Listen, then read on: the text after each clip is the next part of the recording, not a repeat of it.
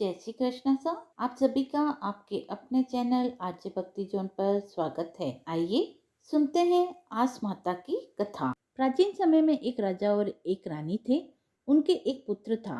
एकलौता पुत्र होने के कारण उसका लालन पालन राजा ने अत्यधिक लाड प्यार से किया था। इसीलिए वह राजकुमार अपनी मनमानी करता। अक्सर राजकुमार पनघट पर जाकर पानी लेकर जाने वाली औरतों के मटके फोड़ दिया करता था। उसे बहुत समझाया पर वह किसी की भी बात नहीं मानता था। एक दिन सारी औरतें परेशान होकर अपनी समस्या लेकर राजा के पास गई। तो राजा ने अपने राज्य में सभी को आदेश दिया कि कोई भी पानी भरने के लिए मिट्टी के घड़े का उपयोग नहीं करेगा। इसके बाद स्त्रियां तांबे और पीतल के घड़े लेकर पानी भरने जाने लगी। तो राजकुमार ने तांबे और पीतल के घड़े देखे और उसने एक नई तरकीब लगाई। अब वह कंकड़ के स्थान पर शीशे और लोहे से सभी के घड़े फोड़ने लगा। राजकुमार के इस तरह नित नई शरारतों से राजा क्रोधित हो गए और उन्होंने राजकुमार को देश निकाला दे दिया। राजा के आदेश से राजकुमार घोड़े पर बैठकर वन में चला गया। रास्ते में उसे एक स्थान पर चार बूढ़ी औरतें दिखाई दी। अचानक से राजकुमार का चाबुक जमीन पर गिर पड़ा। उसने घोड़े से उतरकर चाबुक उठाने के लिए अपना हाथ नीचे किया। उन बूढ़ी औरतों को लगा कि वह उन्हें प्रणाम कर रहा है। जैसे ही वह वापस घोड़े पर चढ़ा, उसके पास से गुजरने लगा तो उन चारों बुढ़ियाओं ने पूछा कि राजकुमार, तुमने किसको प्रणाम किया? उसने उन सभी का मन रखने के लिए चौथी बुढ़िया की ओर इशारा करते हुए कहा कि मैंने तो इसे प्रणाम किया। संयोग से चौथी बुढ़िया आस माता थी। यह सुनकर वह बहुत प्रसन्न हुई। प्रसन्न होकर उसने राजकुमार को आशीर्वाद देते हुए चार कौड़ियां दी और कहा, जब तक यह चार कौड़ियां तुम्हारे पास रहेगी, तुम्हें कोई भी हरा नहीं सकेगा। तुझे सारे कामों में सफलता मिलेगी। आस माता का आशीर्वाद पाकर राजकुमार आगे बढ़ गया और घूमते घूमते किसी दूसरे देश में पहुंच गया। उस देश का राजा जुआ खेलने में निपुण था। राजा के जुआ खेलने के खूब चर्चे थे। राजा को कोई हरा नहीं सकता था। जब इस बात का पता राजकुमार को लगा तो राजकुमार ने राजा के साथ जुआ खेलने की सोची और राज दरबार में जाकर राजा को प्रणाम करके कहा कि मेरी एक इच्छा है कि मैं आपके साथ जुआ खेलूं। राजकुमार की बात सुनकर राजा हंसने लगा और बोला कि हाँ, क्यों नहीं। दूसरे दिन दोनों के जुआ खेलने की व्यवस्था की गई। राजा और राजकुमार दोनों जुआ खेलने लगे। राजकुमार से राजा जुए में हार गया क्योंकि राजकुमार के पास आस माता की दी हुई वह चार कौड़ियां थी। इसीलिए उसे कोई हरा नहीं सकता था। राजा अपने जीवन में पहली बार किसी से जुए में हारा था। राजा को जुए में हारने का कोई दुख नहीं था। उन्हें तो राजकुमार की जीत पर खुशी हो रही थी क्योंकि उन्हें राजकुमार बहुत भाग गया था और उन्होंने अपने मंत्रियों से सलाह लेकर अपनी पुत्री का विवाह राजकुमार के साथ कर दिया। राजा की बेटी भी अच्छे विचारों वाली, शीलवान और सदाचारिणी थी। वह अपने पिता के घर में रहकर अपने ससुराल की कमी हमेशा महसूस किया करती थी और उनकी कमी को पूरा करने के लिए राजकुमारी कपड़े की गुड़िया बनाकर उन्हें ही सास ससुर और ननंद मानती थी।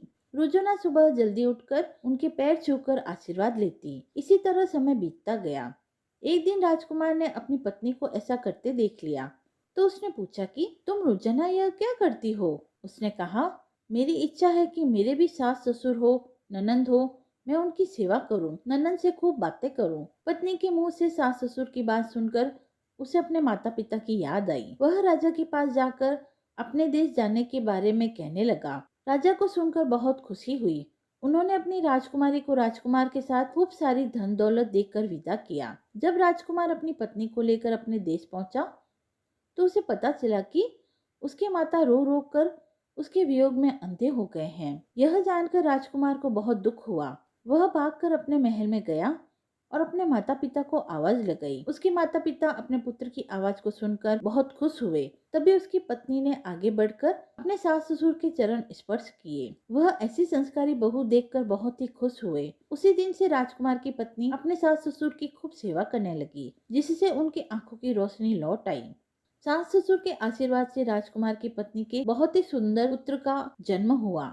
आस माता की कृपा से उसका जीवन फिर से सुखी और संपन्न हो गया। उनके सारे कष्ट दूर हो गए।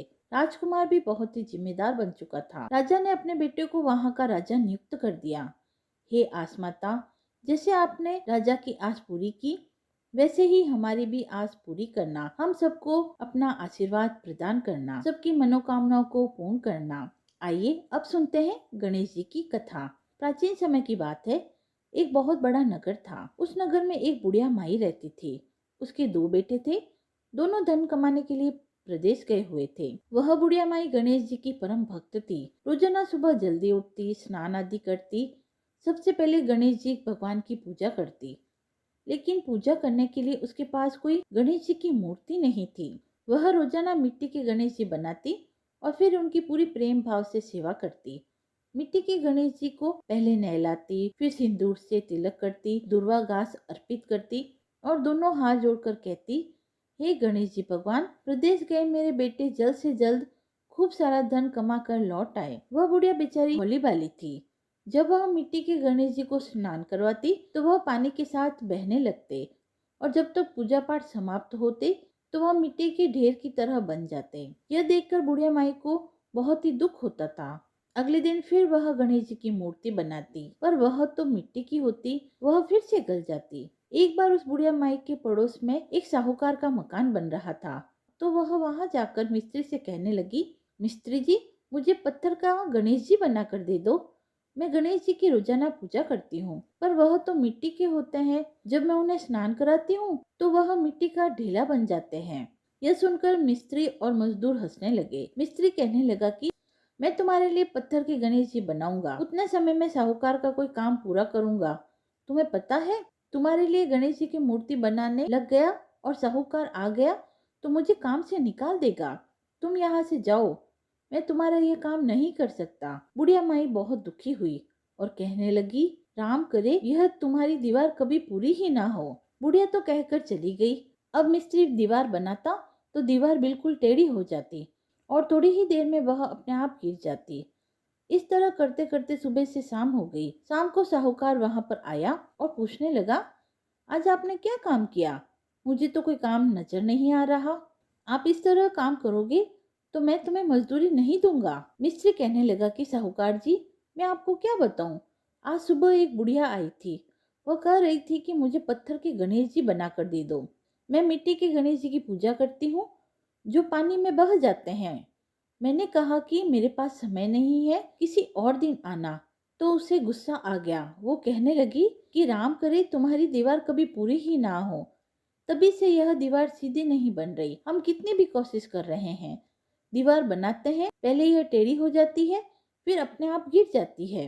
मिस्त्री की बात सुनकर साहूकार कहने लगा कि जो कोई गणेश जी को नहीं मानता है उसके साथ यही सब कुछ होता है। यह तो गणेश जी का किया धरा है।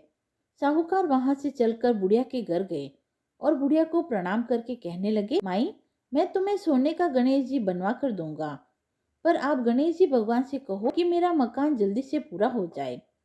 हे माई, आज सुबह तुम क्या कहकर आई थी?